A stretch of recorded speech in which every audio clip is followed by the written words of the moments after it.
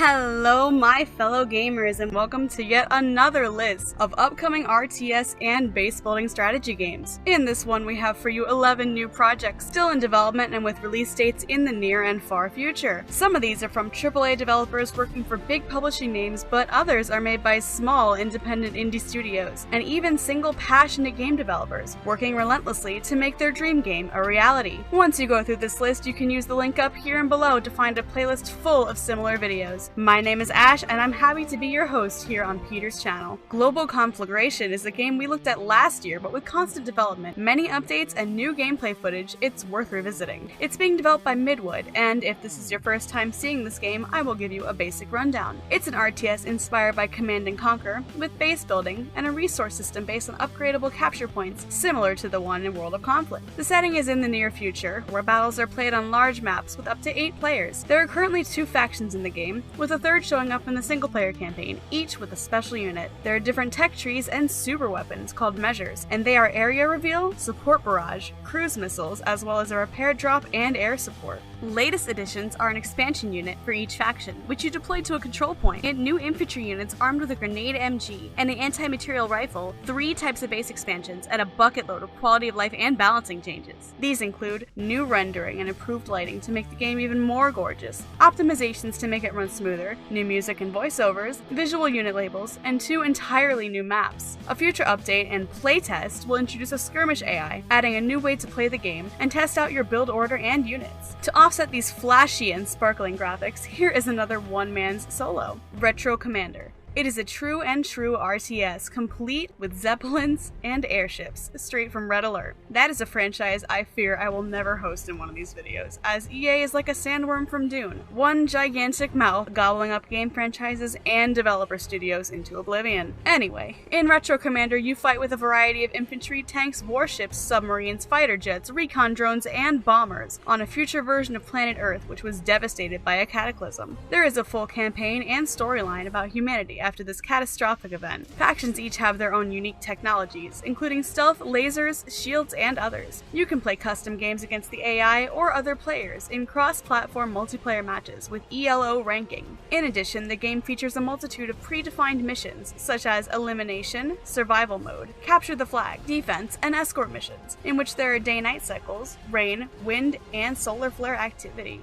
There is a map editor and a server to distribute player-modded maps. This game is free to play, while the extra maps will cost you. Now let's travel a few millennia back for a historical strategy game being made by Alex, a solo developer. Neolithic, First City States. Its gameplay is a mix of RTS and city building akin to Age of Empires, Caesar, and even a drop of RimWorld, because of complex individual characters and their stats. More on that in a moment. On release, the game will feature 3 cultures: the Mycenaeans, Egyptians, and Sumerians, each with unique buildings and units. As the name suggests, the time period is between the Neolithic and Late Bronze Age. Players will have both macro and micro scale gameplay to control. On the micro side, characters have individual needs. They can gain skills, have inventories, can carry, equip, and craft items, as well as construct buildings. There is also hunting for food, and of course combat, which is quite deep, with elements like cover, direction and flanking, fortifications, formations, and injuries. On the macro side, there is a procedural world with towns that can be traded with and conquered, with various vassal options. You can create unique cities with roads, canals, bridges, monoliths, civic buildings, and fortifications, but also small details like lamps, statues, shrines, and gardens. In-game days have a short night cycle, seasons, and rain, while the endgame is to build a giant temple, a pyramid, or a ziggurat, and defend it against the Bronze Age collapse. It's time to look at something quite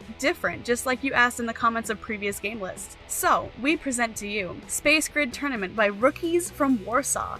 No joke, that is their dev team name. It's an RTS, but there is no resource collection or base building, just arena-style robot deathmatches, where your objective is to capture the enemy base. It's a futuristic, brutal sports event, with robotic players which look an awful lot like Space Marines. But please, shh, don't let Games Workshop hear us, especially not in their current company mood. Anyway, the matches here are all about tactics. You first choose where to deploy your robots, turrets, and mines, and then send out your combatants to clear away enemies' defenses and capture their base. All of it is tracked by an enthusiastic fantastic commentator and in-game scoreboards. Jumping from a robot arena back to terra firma, we should look at what developers from Gaming 301 are cooking up. Leave No One Behind, Yadrang is, as the developers put it, a tactical real-time strategy wargame set during the Vietnam War in 1965 between the US Army and the Army of Northern Vietnam, more specifically for landing zones X-Ray in Albany and for Playmay Special Forces Camp. These battles are divided into multiple missions inspired by true events, while there are also several purely fictional side missions. You, as the player, lead the US ground forces against a tough and determined enemy with superior troop numbers. You can call in artillery and air support like the huge bombers, or transport and combat helicopters, as long as you earn enough battle points to do so. Platoons, on the other hand, gain combat experience, which allows for improvements and reinforcement of those units with new soldiers and weapons. A special feature of Leave No One Behind is exactly that. Dead and wounded soldiers must be collected by stretchers and airlifted by helicopters back to base. If the player ignores this, they lose some of their battle points. Missions in this game even take place at night, while all are played on actual recreations of geographical locations, local terrain and vegetation, straight from satellite images and historical maps. Since we stopped at the Bronze Age a few minutes ago, let's continue there now with the Fertile Crescent. This is an indie, totally out of a garage type project, which just gained a publisher. Wheeled Interactive is making a retro version of Age of Empires, but with some welcome upgrades and additional features like automatic generation of new villagers instead of ordering them manually. In the Fertile Crescent, you have the basic RTS elements: resource collection, base building, technology research, walls and defenses, training units, and trying to wipe the other players off the map. The game is inspired by the rise and fall of historical civilizations, and its factions are based on real historical nations. In TFC, food is the backbone of the economy, and it is used as currency when training units, while a large stockpile of it increases the speed at which you gain new villagers and research points, while metals are needed to equip military units with weapons. You can play on auto-generated maps, in single-player missions, sandbox mode, and even multiplayer with up to 4 players. And you can do it right now, as a stable version of the game is free to download from itch website. A paid-for bigger version will eventually be released on Steam, with a more robust single-player, graphical upgrades, as well as new mechanics and units. Before we move on to the second part of this list, I hope you won't mind me asking you to hit that like button, comment what game have you been looking forward to the most, and subscribe if you aren't already to see more future videos like this one. There are a few games which are still under a veil of secrecy, so there is very little we can show and tell about them yet. First one is called Crossfire Legion, and is being worked on by none other than Blackbird Interactive,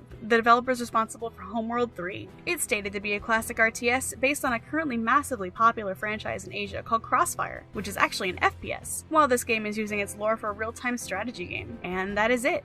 That is all the info available. The screenshots you're seeing are from a supposed leak, so take them with a bucket full of salt. Another project which doesn't have much to show as of now is Dawn of Empires by Landell Games. It is a fantasy real-time strategy indie game with focus on large-scale and massive battles on huge maps. You will be able to select a suitable king from 2 highly distinct factions, build up your town, train soldiers, construct war machines and monsters, and lay waste to your enemies. Combat Mission Cold War gives away both its setting and factions just by the title. It will come with 15 standalone scenarios set in the US sectors of West Germany, and 3 full-length campaigns, one for training and one for each side in the conflict. Not only are the developers of Battlefront making highly detailed, historically accurate military organizations, equipment, and modeling of weapons effects, but they are also adding a sandbox mode, where you can set up combat between any military hardware you choose. We will see more of Combat Mission Cold War once the gameplay trailer is available. Next up, Peter's 2 favorite picks, and ones we have been waiting for far too long. First of those is called Diplomacy is Not an Option. It is set in medieval times, and there, you are a feudal lord governing your own city and castle. The real-time battles in this game will be vast, like tens of thousands of units vast, bound by laws of physics, but not without magical creatures, like zombies, for example. The developers from Door 407 are bravely putting together a game which should offer a unique blend of town building, magic, economy, and social management, with combat and sieges complete with boulder-throwing trebuchets. And those last ones will be especially bound by real-world physics when it comes to flinging projectiles at oncoming hordes of angry peasants or zombies. On the other side of fortifications, town walls won't crumble at an onslaught of enemy archers, making town gates the main target. Here again, the player will have to obey physics and won't be able to just stack units to defend them. Instead, they should explore some other options. Not so obvious at first, but still right there in front of their eyes. Another divergence from the Norman Diplomacy is Not an Option is giving the player all buildings, mechanics, and tools unlocked from the first mission. This will help to increase increase the number of possible solutions to each new mission. And this is very similar to what the developers of Starship Troopers Terran Command also want to achieve. The Artistocrats are making a sci-fi game with an immersive storyline in the Blood and Bugs universe. They are bringing to bear a host of different units and weapons, letting the player choose how to best mix them in an attempt to clean the planet's insectoid infestation. You bring your mobile infantry unit into battle with a fleet of dropships, but then increase your forces and unlock new weapons by expanding your base infrastructure and securing captured strategic positions on the map. There are also heroes who will help out at crucial moments, while most units have an ace up their own sleeves with individual special abilities.